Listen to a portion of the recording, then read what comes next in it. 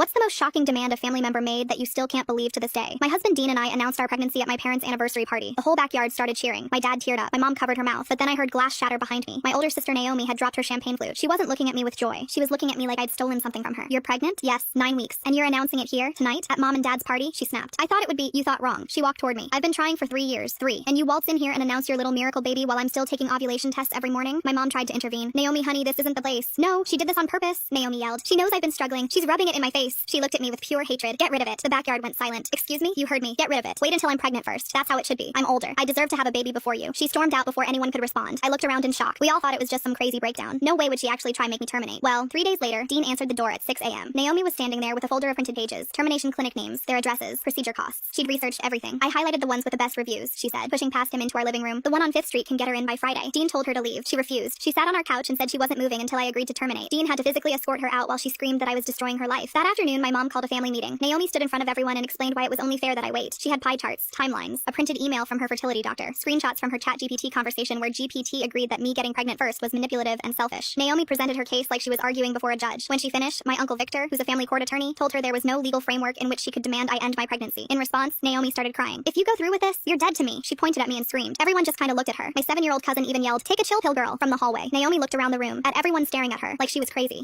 She started stammering. "I'll never speak to any of you again if you let her have this." She sat down on the couch sobbing, literally cradling herself. We all collectively pointed toward the door. She finally looked up. Mascara streamed on her face. "This isn't over," she stormed out. Slammed the door so hard the framed picture of my pregnancy test shattered on the floor. We didn't hear from her for 6 blissful months. But then my baby shower happened. 30 people in my mom's living room. Gifts piled on the table. I was 8 months along. The doorbell rang. My mom answered. Naomi walked right past her. She came in wearing a tight dress that showed off her own pregnant belly. She had a sash across her chest that said, "Mommy to be." The room went dead quiet. "Surprise," she said, spinning around. "I'm due in 10 weeks. She smiled at me, but it wasn't a real smile. She walked over and hugged me. While her arms were around me, she whispered in my ear, "I don't care what I have to do. Mine is going to be born first. I mean it." Then she grabbed a cupcake and left. Everyone was more confused than anything. I spent the next few weeks worried about Naomi showing up and hurting my baby. Dean triple-checked every lock before bed. I even called the police to see if anything could be done. And then, 5 weeks later, I got a call from my mom at 2 a.m. She was hysterical, sobbing so hard she was out of breath. "It's Naomi. Please," she gasped. "Come over right now." Dean drove me to my mom's house. I rushed in, expecting to see Naomi, but she wasn't there. And neither was my dad. Where was my dad? I found my mom crying, sitting against the bedroom wall. What happened? I took her hand. She cried into my shoulder for a few minutes before looking up and explaining everything. Naomi had been rushed to the hospital. Turns out she'd been taking black market labor-inducing drugs, but they weren't working fast enough, so she found someone. A woman she met in a Facebook group who claimed she was a midwife back in Guatemala. Naomi paid her $500 to perform an emergency C-section in her apartment. She was only 30 weeks. The woman used a box cutter. They sterilized it with vodka. There was no anesthesia. Naomi passed out from the pain halfway through. The woman panicked and called 911. When paramedics arrived, there was blood pooling in the hallway. The neighbors said they saw it seeping under her door from the outside. The baby came out gray, went straight into the NICU. Naomi went into surgery, but they couldn't stop the internal bleeding. She flatlined twice. They saved her, but she slipped into a coma. Doctors don't know if she'll wake up. The baby survived. He's in an incubator. And now everyone is battling over what happens to baby Pingus. Oh, and turns out my dad was just in the bathroom taking a crap.